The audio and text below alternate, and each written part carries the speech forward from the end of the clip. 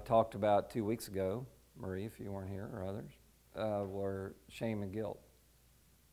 Shame and guilt, I know we all would certainly say, run just all over the Christian church. You know, part of it is just our own shame and guilt. Part of it is the infliction of what we feel that we don't measure up to in the Christian world.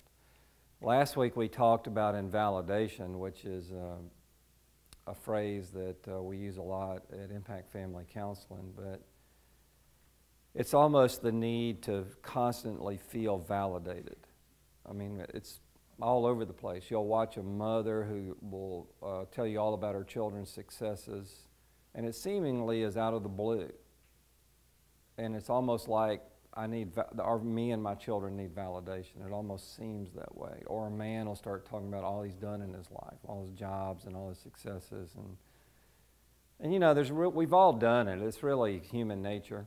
I mean, it's not anything to be, that about. But there is this deep longing to be validated. And I think it's in the Christian church, we suffer from a lot of invalidation. And you can kind of see it everywhere. So today we're going to talk about self-protection. Next week will be either pride and conceit or narcissism or some version thereof. I may rename them 5 more times, but it'll be on that side of the wagon, whereas all these others have been sort of on this side of the wagon. Self-protection is based on what we believe. And I'm going to back us kind of out of the category for a second and just kind of give you Lundy Bancroft's thesis statement, in my opinion, in his foreword in the book, Why Do Men Do That? Or Why Does He Do That? Is the name of the book. And it's off of 15 years, I believe he says, of dealing with abusive men. Now, his thesis statement in the book, he doesn't say it's his thesis statement, but I take it to be his thesis statement. Also happens to correlate well with our anger management program that we do at Impact, the material that we use. That we've had that material for years and years and years, and it's based on a certain premise. So when I read Lundy Bancroft's book on abusive men, Why Does He Do That?, which is a fabulous book. He takes, it's not what you think. In other words, if you in your mind, if I said, describe for me an abusive man, I'll lay odds that most of what you'll say will be wrong. So the way he goes about explaining it after 15 years of work is fascinating. So all that's to say what in his forward, which is this, and that is, it's not what a man feels, it's not even what he does, it's how he thinks that makes him abusive. In other words, if he feels like you've dishonored him, he throws a chair through the front window and knocks you to the ground. That's the action. The feeling is that he's been dishonored. The reason he feels dishonored and the reason the action propelled out is because of how he thinks.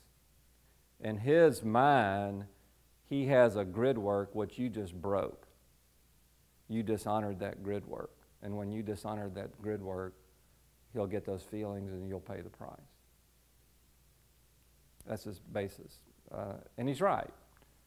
In our anger management program, we teach on belief systems. And you'll hear a little bit about this Tuesday night, if you come, based on some of our dealing with conflict. So in our mind, the way we analogize it is that your belief systems may have a bit of truth in them. Some of your belief systems are going to be good. Some of them are going to be absolutely crummy. For example, I dated a woman one time, and her daddy came up to me and put his arm around me and said, "Dead serious." He's probably in his 60s, so I thought he was going to say something that I would respect and so forth. And he said, if my daughter gets out of line, knock her to the ground. And I found out if you knock her down twice, you won't give any more trouble, without cracking a smile. And I just said okay and walked away and knew what I was dealing with. That's a belief system. There's all kinds of belief systems in this world. That belief system has no truth in it whatsoever. Some belief systems you have are completely correct. But some belief systems within your personality and in the way you've been raised and the way that you've come out at where you are at this point in life have flaws and errors in them. And the way we would analogize that at Impact, it's like being in a room where you've taken the stereo and you've cranked it full blast, and therefore, within a matter of moments, you'll run everybody out of the room. So, for example, you may have a belief system that would say, I like my house neat and orderly. You take that and turn the volume all the way up on that belief system to where it's bizarre on how neat and orderly. There's a right way to fold towels, there's a right way to vacuum, there's a right way to sweep, there's a right way to put the dish towel on the hanger, there's a right way to cook, there's a right way for the knobs, there's a right way. And what you'll do is you have the volume so loud on a simple belief system that you want your house neat and orderly, which is, that in and of itself is not a bad thing. You've turned the volume so loud, you're going to run everybody out of your life. Just like you run everybody out of the room with stereo. And it's a good analogy. So that's an example of how some of your belief systems in your life are valid and good, and you've kept the volume at a good level. Some of them have a bit of a flaw in them anyway, but what we've done is we've turned the volume so high that we're driving people crazy around us and ourselves. In psychology, they would call that possibly a disorder. And being neat is one thing, being obsessive compulsive is a disorder. Having a good opinion of yourself is one thing, being narcissistic is a disorder. You get the idea. The volume's crazy high, so you go overboard, out the window. And some belief systems, like my daughter, that view from that man, have no truth in them whatsoever. So today, our self-protection enemy is a lot based on our belief systems. In other words, the reason that we choose to protect ourselves is often based on what we think is out there. Are you following me now a little bit? And so because of that, we will have our belief systems, they pretty much determine your entire life. They do. Not just Christian belief versus Buddhist belief, but your belief systems on how towels ought to be folded, how to raise children, how you make money, how you save money. You go on and on and on about relationships, how a woman ought to treat a man, how a man ought to treat a woman. All your belief systems will concoct an end conclusion of who you are. So therefore, if there's problems in your belief systems, then your life is going to have problems. Belief systems run your life. Some are full of errors. Many, and I like this phrase, are self-limiting. An example, if you believe you're going to be wrong about something, it will determine how you approach that situation. If you believe you're going to be hurt, it will determine how you approach that situation. If you believe you're inadequate, if you believe you're unimportant, if you believe you're unlovable, if you believe you're unworthy, if you believe you're not good enough, if you believe you've made too many mistakes, if you believe you never take any risk and are a failure, if you believe you've made the worst kind of mistakes, you will create a cavern, a cave, from which you will dwell in, which will be full of darkness with an iron gate in front of it. And there's a lot of that in the church. Many of us can have a basic flaw, maybe not all of us, with a belief that if we can get enough love from other people, we will feel better about ourselves. That's a flawed belief. if we get enough love from other people, we will feel better about ourselves. Our self-worth does not come from getting love. This is straight out of research at Impact. So that they didn't even know that a Bible reader was reading this material. Your self-worth, my self-worth, does not come from getting love, but from giving love.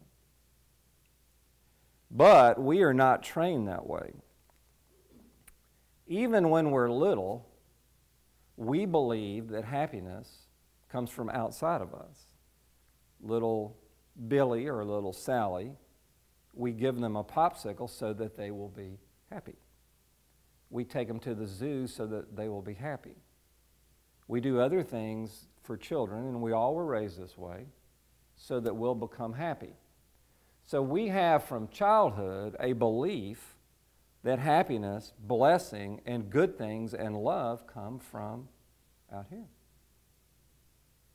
which is not right.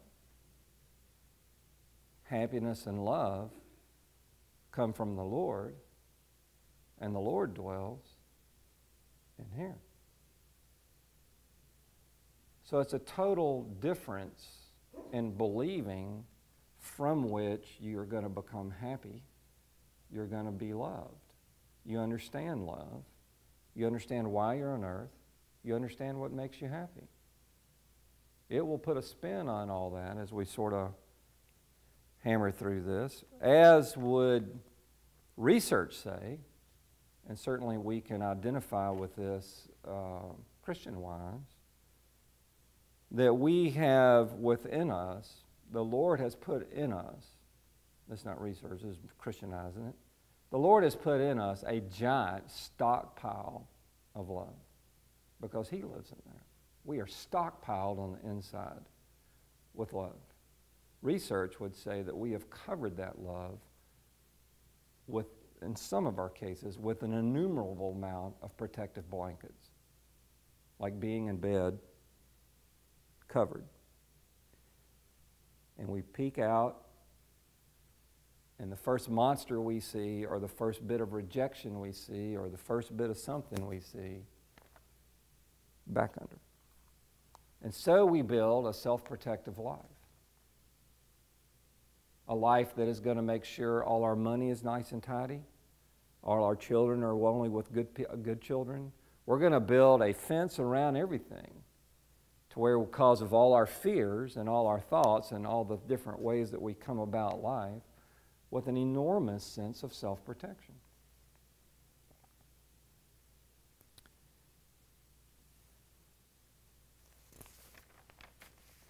Some of us, a minute ago I said happiness doesn't really come from getting love. It comes from giving love. Some people in life, and we see it at Impact, give themselves away. As you'll find out in this course on Tuesday, one of the main types of anger is a loss of identity, where you lose yourself in someone else. Those people are angry people because they've lost their identity.